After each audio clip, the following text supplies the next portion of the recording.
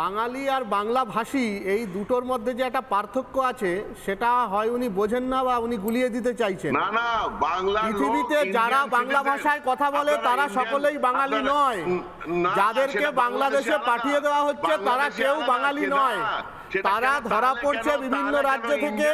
তাদের কাছে এখানকার এই পশ্চিমবঙ্গে বর্তমান সরকার কর্তৃক জারি করা আধার কার্ড, রেশন কার্ড পাওয়া যাচ্ছে, খুঁজতে গিয়ে দেখা যাচ্ছে সেগুলো ভুয়ো, এবং তাদেরকেই বাঙালি, অবশ্যই বাঙালি তাকে বলে যে বাংলার সংস্কৃতিকে মানে, যে দুর্গাপুজোকে মানে, যারা অবশ্যই যে যে ঈদ মানে সেই ঈদ মানতেই পারে, যে ঈদ যে দুর্গা মূর্তি ভাঙবে, যে দুর্গা মূর্তি ভাঙবে, সরস্বতী পুজোর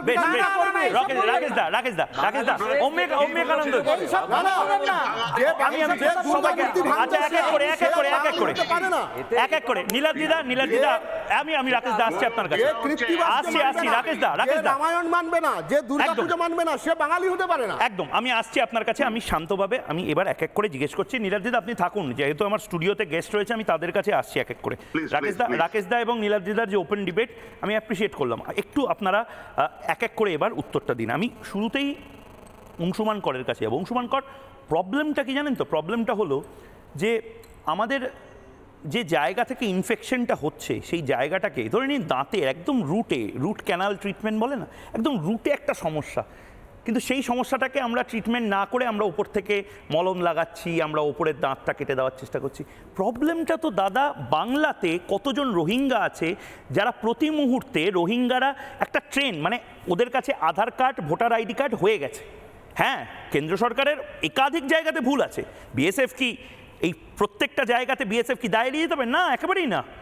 কিন্তু প্রবলেমটা হচ্ছে এখন এই দায় ঠেলাঠেলির থেকে আইডেন্টিফাই করা উচিত নয় কি যে কতজন রোহিঙ্গা রয়েছে যারা একটা প্লেনের টিকিট কেটে বা ট্রেনের টিকিট কেটে দিল্লি পৌঁছে যাবে, প্রত্যেকটা কর্নারে দেশের পৌঁছে যাবে। এবার সেখানে যদি ধরা পড়ে, তারা যদি বলে যে না না না না আমরা আসলে বাংলাদেশি নয়, আমরা পশ্চিমবঙ্গের, তাহলে তো তাকে বলতে হবে, প্রুফ করতে হবে, ভাই 2003 সালের আগে তোমার বাবা তার ভোটার আইডি কার্ড ছিল, বা তোমার দাদু সে কোন পাড়ায় কোথায় থাকতো, শান্তিনিকেতনে থাকতো, বোলপুরে থাকতো, বীরভূমে থাকতো, পাথর প্রতিমাতে থাকতো, কোথায় থাকতো, এটা তো বলতে হবে দাদা। প্রবলেমটা তো এই জায়গাটাতে। মমতা বন্দ্যোপাধ্যায় নিজে সমস্যায় ফেলছেন না তো বাঙালিদেরকে? আচ্ছা ময়ূক, আমি যে কথাগুলো বলবো সেগুলো একটাও তোমার পছন্দ হবে না। আমি আশা করব যে তুমি আমায় প্রথমে একটু না আমার বা রিপাবলিকের সৌন্দর্যটাই এটা, যাদের কথা পছন্দ হয় না তাদেরকেই বেশি করে আনি। মিনমিনে চ্যানেল হলে এতক্ষণে বন্ধ করে আপনাকে বয়কট করতে, একদম এটাকে অ্যাপ্রিসিয়েট করব, একদম অ্যাপ্রিসিয়েট করছি। আমরা সবচেয়ে বেশি গণতন্ত্র, আমরা সবচেয়ে বেশি গণতন্ত্র প্রোটেক্ট করি, আমাদের রক্তের মধ্যে ধর্মনিরপেক্ষতা আছে, আমরা মেকি সেকুলারিজমের কথা ওড়াই না। আমি এবার শুরু করছি বলতে। প্রথম হচ্ছে রোহিঙ্গা শব্দটাকে যেভাবে ব্যবহার করা হচ্ছে সেটা নিয়ে আমার একটা আপত্তি আছে। বাংলাদেশে অনুপ্রবেশকারী মানে রোহিঙ্গা নয়, কি না? একদমই নয়। রোহিঙ্গা কারা সেটাকে জানতে হবে, এবং রোহিঙ্গাদের তুমি বলছো বাংলাদেশে ফেরত পাঠাতে হবে। কেন বাংলাদেশে ফেরত পাঠাতে হবে? রোহিঙ্গারা কি বাংলাদেশি নাকি? কোথায় পাঠাবো? আসছি সে কথায় পরে।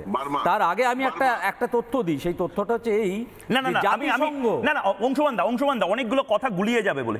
রোহিঙ্গারা এসছে তো বাংলাদেশ হয়ে, তাহলে আমরা কোথায় পাঠাবো? বাংলাদেশ হয়ে এলে কি হয়েছে? রোহিঙ্গারা এমন একটা জনগোষ্ঠী যারা নৌকোর উপরে ভেসে ঘুরে বেড়ায় নানা। হ্যাঁ, তাহলে নৌকোয় করে ওদের সমুদ্রে রেখে আসবো। হ্যাঁ, সেটাই ওদের মাছ সমুদ্রে রেখে আসবো। তাহলে এইবার এইখানে আমায় বলতে দাও, আমি বলেছিলাম আমায় বলতে দাও। এবার জরুরি এখানে যে কথাটা আমি বলছি সেটা হচ্ছে এই, যে জাতিসংঘ বলে তো একটা বিষয় আছে এবং সেটাকে গোটা পৃথিবী মানে।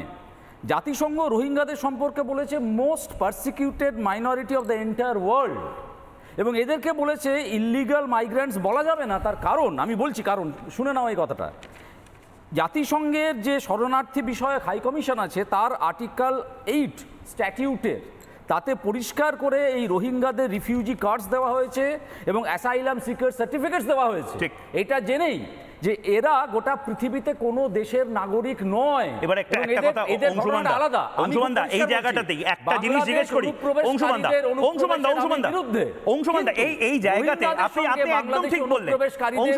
গুলিয়ে দিলে না, গুলিয়ে দেওয়ার থেকেও বড় প্রশ্ন আমি করছি, সেটা হচ্ছে অংশুমান দা এই কথাগুলো যেগুলো বললেন, তাহলে ওই বিপ্লবের দেশ চায়না, ভিয়েতনাম, ওদেরকে বলুন না যে কেন ওরা নিচ্ছে সবার নেওয়া না। উচিত। এত আমি সুন্দর তোমায় দেশ, আরেকটা তথ্য দিই। এত সুন্দর দেশ চায়না, সবার নেওয়া রাশিয়া, উচিত। আমি একমত সব তোমার সঙ্গে। মানে ভারত কি আমি ধর্মশালা একমত, নাকি? জাতিসংঘের নির্দেশিকা যদি আমাদের মানতে ছেলেমেয়েগুলো হয়, কাজ পাচ্ছে না। শুনুন, তাহলে প্রবলেমটা এই কি জানেন তো? রোহিঙ্গাদের দায়িত্ব গোটা তামান্নার পৃথিবীর বাড়িতেও মানুষকে কাজ নিতে নেই, হবে। যারা হরগোবিন্দ stateless দাসের মানুষ, বাড়িতেও কাজ নেই, যারা আর আপনারা stateless মেতে আছেন মানুষ। রোহিঙ্গাদের নিয়ে। ময়ূক, তামান্নার এবার আমি একটা বাড়িকে কথা কি বলছি। কাজ দিতে পেরেছেন? না না না, নিশ্চয়ই। আমি এবার একটা কথা বলি, তামান্না শুনে খাতুনকে ভুলেই গেছেন। এইবার আমি তোমায় একটা অন্য প্রশ্ন করছি, শুনুন। রোহিঙ্গা করে তামান্না খাতুন আর হরগোবিন্দ দাসকে ভুলে গেছেন। একেবারে না, একেবারে আমি ভুলে যাই। ওই আমি মোমবাতি মিছিল দেখিনি নন্দনের সামনে। না না, মোমবাতি নন্দনের সামনে আমি মোমবাতি বড় মিছিল বড় দেখিনি। কাণ্ড ঘটে গেছে। আচ্ছা, এবার আমি না দুটো কথা আমি বলিনি, দুটো কথা বলে করে সবাইকে সবার কাছে বলবেন, দুটো কথা বলে।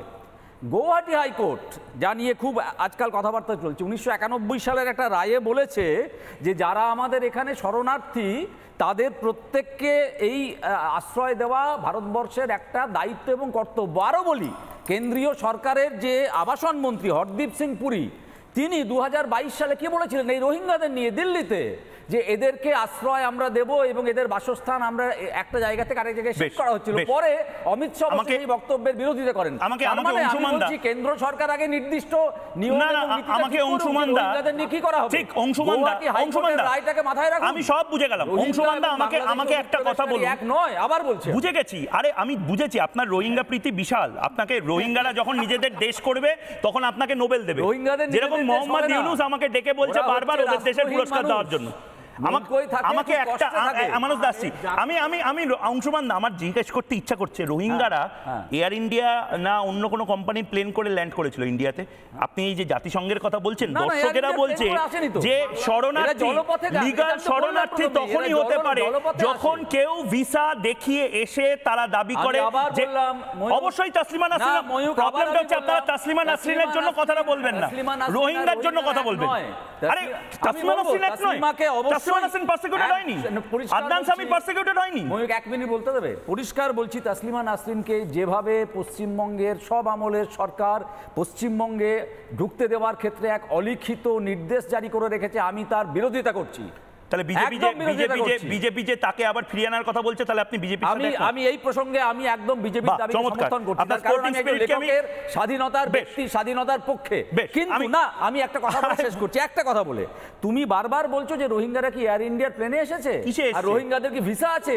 নেই বলেই তো ওদের রাষ্ট্রসংঘের দেওয়া রিফিউজি কার্ড আছে, অ্যাসাইলাম সার্টিফিকেট আছে। আমরা ধর্মশালার মালিক নই। রোহিঙ্গারা এত রোহিঙ্গা প্রীতি তাহলে ভিয়েতনামে দেখানো। জাতিসংঘের নির্দেশিকাটা বাংলাদেশ কেন মানছে না?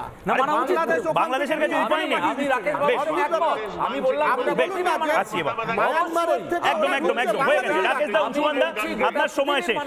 বেশ, রাকেশ দা, অংশুমানদা, আপনার সময় শেষ। আমি নানা ধরনের কন্টেন্ট দেখার জন্য লাইক করুন, শেয়ার করুন আমাদের ফেসবুক পেজ, সাবস্ক্রাইব করুন আমাদের ইউটিউব চ্যানেল। পাশাপাশি অন্যান্য ব্রেকিং নিউজের জন্য অবশ্যই চোখ রাখুন রিপাবলিক বাংলায়।